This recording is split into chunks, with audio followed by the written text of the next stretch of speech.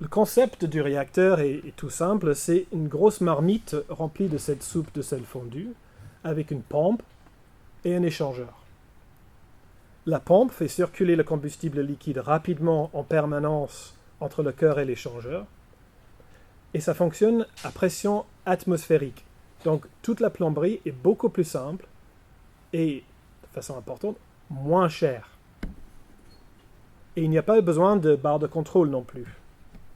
Au-dessus du cœur, il y a une sorte de trop-plein. Et quand la réaction démarre dans le cœur, ça fait monter la température et le liquide se dilate. Donc avec moins de masse de sel dans le cœur, la réaction ralentit. Quand la température diminue, le liquide se contracte et le niveau dans le trop-plein descend. Donc maintenant, il y a plus de masse de sel dans le cœur et la réaction commence à accélérer. Donc on a un fort mécanisme de contre-réaction et il va très rapidement trouver une température d'opération autour de 700 degrés et il reste là.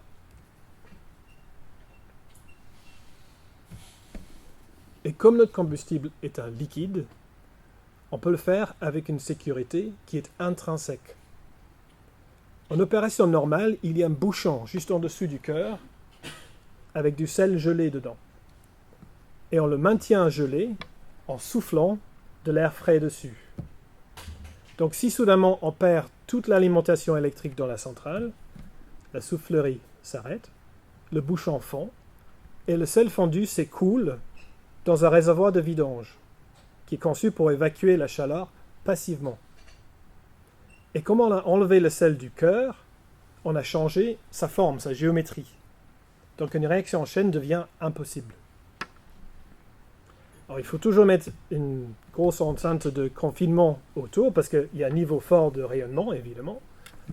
Mais ça n'a rien à voir avec les énormes bâtiments autour des réacteurs actuels. Parce qu'on est à pression atmosphérique. Alors pour le traitement des déchets, il y a une autre astuce. J'ai dit tout à l'heure que certains des produits de fission sont des gaz. Et bien comme le combustible est un liquide, il se sépare du combustible tout seul. Donc avec un bullage d'hélium en continu, on peut les ramasser et enlever environ la moitié des produits de fission, y compris le xénon. Bonne nouvelle parce que le xénon mange beaucoup de neutrons, ce qui est mauvais pour la performance du réacteur. Pour les autres produits de fission, chaque jour, on enlève un petit peu de sel du système et dans ce 40 litres, il y a le sel porteur, mais il y a aussi nos méchants transuraniens là, qu'on ne veut pas. Il y a le combustible et les produits de fission. Maintenant, si on fait un retraitement pyrochimique, on peut extraire juste les produits de fission et ça nous laisse avec les transuraniens et le combustible toujours dissous dans le sel.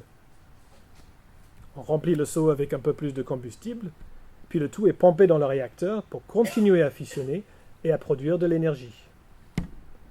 Et c'est possible uniquement parce qu'on a un combustible liquide.